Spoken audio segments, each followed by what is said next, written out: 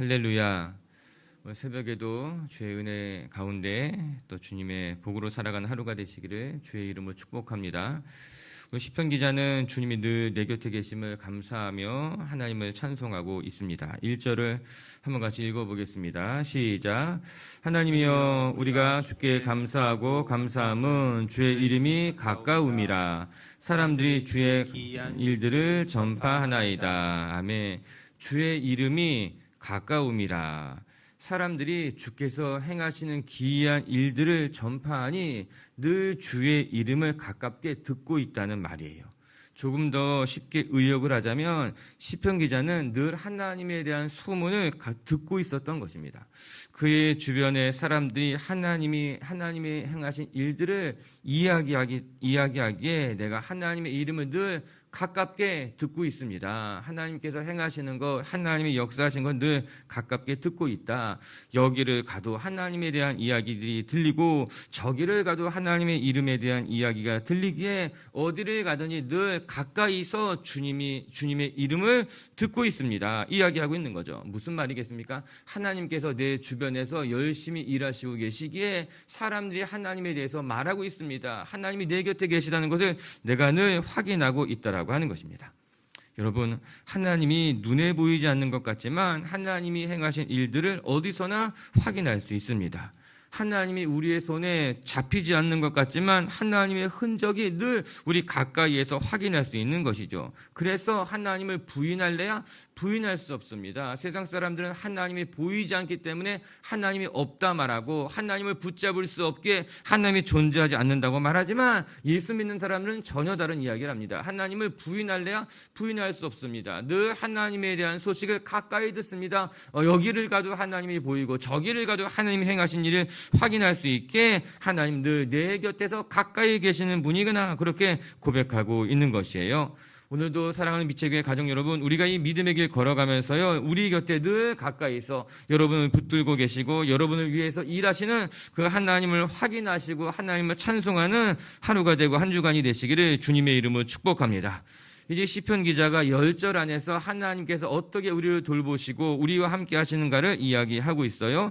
같이 한번 오늘 말씀을 살펴보면서 하나님은 어떠한 분이신가, 그리고 그 하나님을 내가 어떻게 예배하고 찬송해야 될지 생각해보는 시간 되었으면 좋겠습니다. 우리 4절 말씀 같이 한번 읽어보겠습니다. 시작. 내가 오만한 자들에게 오만하게 행하지 말라 하며 악인들에게 뿔을 들지 말라 하였노니, 첫 번째, 우리 곁에서 늘 일하시는 하나님은 어떠한 하나님이신가? 하나님은 오만한 자들을 기뻐하지 아니하시는 하나님이라고 하는 거예요. 4절의 말씀에 이야기하고 있죠. 이 땅의 심판자 되시는 하나님께서 오만한 자에게 경고하시는 거예요. 오만한 자에게 오만하게 행하지 말아라 이야기하고 있는 것 아니겠습니까? 사실 이 말은 조금 꼬인 듯한 말씀처럼 들립니다. 오만한 자가 오만하게 말하지 않겠습니까? 드라마에서 이야기하기를 감이 들어가서 감맛이 나는데 이거 어떻게 하겠냐 이야기하는 건 아니게요. 오만한 자는 오만하게 행하게 되어 있습니다. 아니, 오만하게 행하니까 그 사람을 가리켜서 오만한 자다 그렇게 이야기하고 있죠. 그런데 하나님께서 무엇이라 말씀하시는가? 오만한 자여, 더 이상 오만하게 행하지 말라는 거예요. 내가 너의 오만함을 이미 알고 있으니 더 이상 오만하게 행하는 것은 하나님의 심판을 피할 수 없으니 오만한 자여, 더 이상 오만하게 행하지 마라. 교만한 자여, 더 이상 교만하게 말하거나 행동하지 말라라고 하는 것입니다. 이 땅의 심판자이신 하나님께서 오만한 자에게 엄중하게 경고하고 있는 거죠. 더 이상 너의 오만함을 내가 지켜볼 수 없으니 오만하게 행하지 말라 이야기하고 있는 것입니다. 먼저 우리는 하나님은 어떠한 분이신가? 오만한 자를 싫어하시는 분이에요. 싫어한다고 하는 표현으로는 부족하리만큼 하나님은 오만한 자를 대적하십니다. 그래서 야고보서 말씀을 살펴보게 되면은 하나님은 오만한 자를 물리치시고 겸손한 자에게 가까이 하신다 이야기하고 있는 것 아니겠어요? 그것이 하나님의 성품입니다. 그리고 이런 하나님의 성품은 우리에게 위로가 됩니다. 세상은 오만한 자의 손에 움직이는 것 같게 느껴지기도 하고, 우리는 오만한 자 때문에 상처를 받기도 하고 낙심하기도 하지만 오늘 성경이 말하기를 하나님은 오만한 자를 기뻐하지 아니하시고 오만한 자를 대적하신다라고 하는 거예요. 만약에 우리 중에 오만한 자가 있다면 정신을 바짝 차려야만 하는 말씀입니다. 그리고 우리 중에 겸손한 자가 있다면 위로가 되는 말씀인 줄로 믿습니다. 여러분, 하나님은 교만한 자를 참 싫어하십니다. 우리가 제일 멀리해야 될 것이 있다면 그것은 교만한 마음으로 살아가는 거예요. 그런데 여러분, 참 이상하죠. 오만한 자는 자기가 오만한 것을 알지 못합니다. 그뿐만 아니라 오만한 자를 좋아하는 사람은 아무도 없습니다. 하나님뿐만 아니라 사람들 중에서도 오만한 자를 좋아하는 사람이 누가 있을까요? 그런데 왜 오만한 자가 이렇게 많은 것일까? 왜 교만한 마음으로 살아가는 사람들이 이렇게 많을까요? 여러분, 기억하시기 바랍니다. 오만한 사람은요, 하나님도 싫어하고 사람도 싫어합니다. 그럼에도 불구하고 오만한 모습이 우리 안에 있다면 우린 돌아봐야 돼요. 내가 왜 이렇게 오만한 모습으로 살아갈까? 아니, 이 땅에는 왜 이렇게 오만한 사람들이 많을까? 하나님도 싫어하고 사람들도 싫어하는데 아무도 좋아하지 않고 아무짝에도 쓸모없는 것이 오만인데 왜 사람들은 착각하고 오만한 모습으로 살아가는 것일까? 우리 돌아봐야 되는 거예요. 기억하시기 바랍니다. 오만이라고 하는 것은 세상에 쓸모가 없는 거예요. 하나님도 싫어하고 사람도 싫어하고, 그런데 왜 우리는 오만이라고 하는 올무에 빠져서 살아가고 있는 것일까? 이 땅에 수없이 많은 사람들이 왜 오만에 걸려서 넘어지게 되는 것일까? 여기 5절에 오만한 사람의 특징이 나옵니다. 5절 한번 읽어볼까요? 시작. 교만한 목으로 말하지 말지. 너희 뿔을 높이 들지 말고. 교만한 사람의 특징입니다. 스스로 자기를 높인다는 거예요. 이 교만한 사람의 모습이죠. 여기서 왜 사람들이 오만해지는지가 나옵니다. 오만해지는 이유는 내가 나를 높여야지만 비로소 인정받거나 존중받을 수 있을 것이라는 착각을 하게 되는 거예요. 더 나아가서 내가 얕잡아 보이지 않기 위해서 내가 나를 치장하기도 하고 내 목을 곱게 하기도 하고 내 스스로 나를 높인다라고 하는 것입니다. 심지어는 자신이 스스로를 높이면서 내가 이렇게 높아지는 것처럼 착각하기도 한다라고 하는 거예요. 전 세상에서 제일 불쌍한 사람들이 자기 자신을 스스로 높이는 사람들인 것만 같은 거예요. 아무도 나를 인정해 주지 않으니까, 아무도 나를 존중해 주지 않으니까는 스스로 나를 높이는 것으로 말미암아 내 뿔을 내가 높이 드는 것으로 말미암아 스스로 인정받으려고 하고 스스로 높아지려고 하고 이렇게 살아가는 모습이 너무너무 안타깝고 안쓰러운 일인 것이죠. 여러분, 기억하시기 바랍니다. 내가 나를 높이는 것이 아니에요. 내가 나의 뿔을 높이 드는 것이 아니라 하나님이 나의 뿔을 높이 드시는 것이며, 우리가 겸손하게 살아가게 되면은 사람들이 나를 존중해주고 나를 높여준다라고 하는 것입니다. 근데 스스로 높아지려고 하니까 오만해지는 것이고, 내가 스스로 높아지려고 내 뿔을 높이 들다가 하나님의 심판을 받게 되는 건 아니겠습니까? 우리 6절, 7절 말씀 다 같이 한번 읽어볼게요. 6절, 7절 말씀이에요. 시작. 물은 높이는 일이 동쪽에서나 서쪽에서 말미암지 아니하며 남쪽에서도 말미암지 아니하고 오직 재판장이신 하나님이 이를 낮추시고 저를 높이시느니라. 이 6절, 7절 말씀이 흥미로운 것이죠. 물은 높이는 일이 동쪽에서나 서쪽에서도 말미암지 않고 남쪽에서도 일어나지 않는다라고 하는 거예요. 왜요? 높여주시는 것은 하나님이기 때문에. 여러분, 어디에서도 우리를 높여주지 않습니다. 중요한 것은 하나님께 인정받고 하나님이 높여주시는 인생이 우리가 살아가야 될 삶의 모습이라고 하는 거예요. 오늘도 사랑하는 빛의 교회 성도 여러분, 우리의 삶을 높이시는 것은 하나님이시다. 이 말씀을 기억하면서 여러분, 세상에서 스스로를 높이지 마시고 스스로 높아지려고도 하지 마시고 하나님 앞에 성실하게 충성스럽게 자기 자신을 지켜나가게 되면은 결국에는 하나님이 우리의 삶을 높여주실 줄로 믿습니다. 그리고 하나님이 높여주시면 떨어지지 않는 거예요. 내가 스스로 높아지잖아요. 높아질 수 있어요. 그러나 추락하게 돼요. 내가 스스로 높아졌다가 추락하면 그 상처는 더 크고 더 많이 다치게 돼요. 하지만 우리가 자기 삶의 자리를 지켜나가고 겸손하게 살아가게 되면은 하나님이 우리를 높이시고 하나님이 우리를 높이실 때는 결코 추락하는 일이, 넘어지는 일이 없이 하나님의 복으로 살아가게 될 줄로 믿습니다. 그렇게 우리 빛의 식구들이 겸손하게 스스로 자기 자신을 높이는 것이 아니라 낮추며 살아가며 하나님과 동행하시는 성도님들 되시기를 주님의 이름으로 축복합니다. 두 번째 또 말씀 통해 배우는 것은 우리 하나님은 어떤 분이신가? 우리 하나님은 연약한 자와 부족한 자와 함께 하시는 분이라는 것을 오늘 성경이 말씀해 주고 있는 거예요. 이제 시편을 마무리하면서 오늘 시편 기자가 이렇게 하나님을 찬송하고 있더라고요. 9절 말씀 한번 같이 읽어볼게요. 시작. 나는 야곱의 하나님을 영원히 선포하며 찬양하리이다. 나는 야곱의 하나님을 높이며 찬송하겠습니다. 오늘 시편 75편의 마무리에 이제 이 시편 기자가 하나님을 찬송하겠다고 마무리하고 있는데 유독 그는 야곱의 하나님을 찬송하겠다 이렇게 말하는 거예요. 전 그의 고백이 흥미롭고 왜 하필이면 야곱의 하나님을 찬송한다고 이야기했을까 그런 생각을 해보게 되었습니다. 앞절에는 우리가 앞에 묵상했던 데서는 하나님은 오만한 자를 심판하신다는 것을 말하고 마지막에는 그 하나님은 오만한 자를 심판하시는 하나님은 야곱의 하나님이고 나는 그 야곱의 하나님을 찬송하겠다라고 하는 거예요. 연결점이 있지 않겠습니까? 그냥 뜬금없이 야곱의 하나님을 찬송하겠다 하진 않겠지요. 왜 오늘 이 시편 기자는 야곱의 하나님을 높이는 것일까? 이는 야곱이라는 인물이 허물이 많고 부족한 것이 많지만 그럼에도 불구하고 하나님께서는 야곱을 버리지 않고 그를 높여 사용하셨다는 것 같습니다. 우리가 잘 알듯이 사실 야곱이라고 하는 인물은 흠이 많은 사람이에요.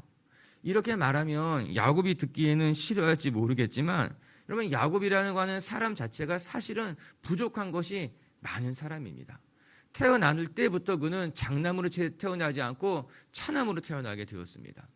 그는 에서인 형보다 유약한 모습으로 자라나게 됐습니다. 그뿐만 아니라 그는 유약해서 그런지 모르지만 형의 장자권을 뺏고자 팥죽으로 형을 속이는 일까지 저질렀으며 그뿐만 아니라 자기 아버지 이삭까지 속이고 장자권을 빼앗아서 도망자의 신분으로 살아가지 않았습니까? 성경에 나오는 인물 가운데 가장 좀 이렇게 얍삽하다고 표현하기는 좀 그렇지만 사실 그렇게 느껴지는 사람이 야곱이죠. 야곱은 늘 속이면서 살아왔습니다. 그랬던 사람이 야곱이에요.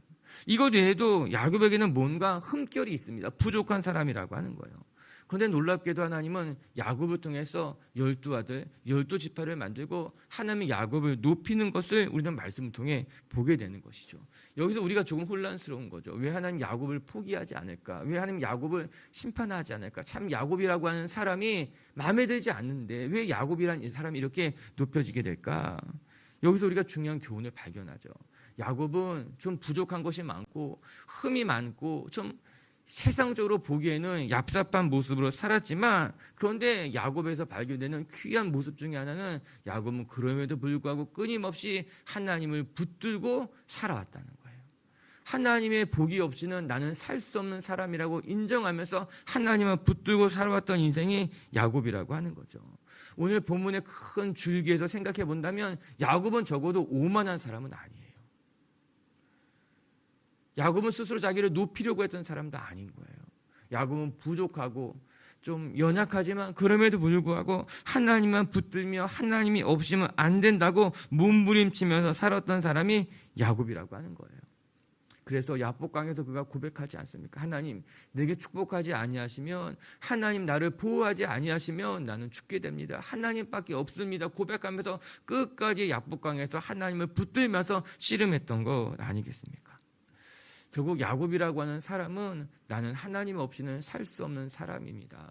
하나님 없이 나는 아무것도 아닙니다. 고백하면서 하나님만 붙들고 살아갔던 사람이 야곱이죠.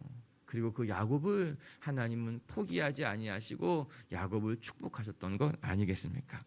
이에 오늘 시편 기자가 누구의 하나님을 찬송하는가? 야곱의 하나님을 찬송하는 거예요. 힘 있는 자의 하나님, 강한 자의 하나님, 1등하는 사람의 하나님이 아니라 부족한 자의 하나님, 흠이 많은 사람의 하나님, 1등이 아니지만 그럼에도 불구하고 늘 하나님만 붙들고 살아갔던 그 야곱의 하나님을 나는 찬송하겠다라고 하는 것입니다.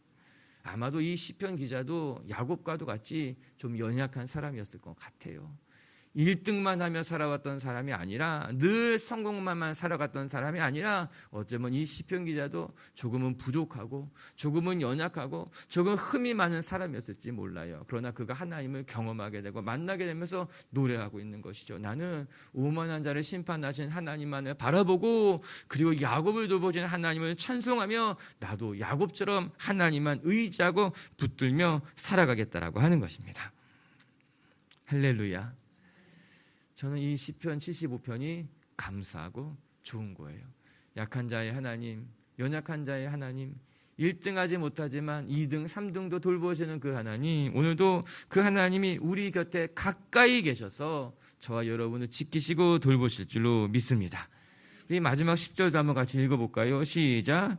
또 악인들의 뿔을 다 베고 의인의 뿔은 높이 들리로다. 마지막 10절에서 하나님은 악인의 뿔을 다 벨 것이다. 이렇게 이야기해요. 여기서 말하는 악인은 두말할 것 없이 오만한 자를 말하는 것이겠죠. 그리고 의인의 뿔을 높이 들겠다. 그렇게 이야기하고 있습니다. 여러분, 마지막에 승리하는 사람이 결국에는 최종적으로 승자가 되는 것 아니겠습니까?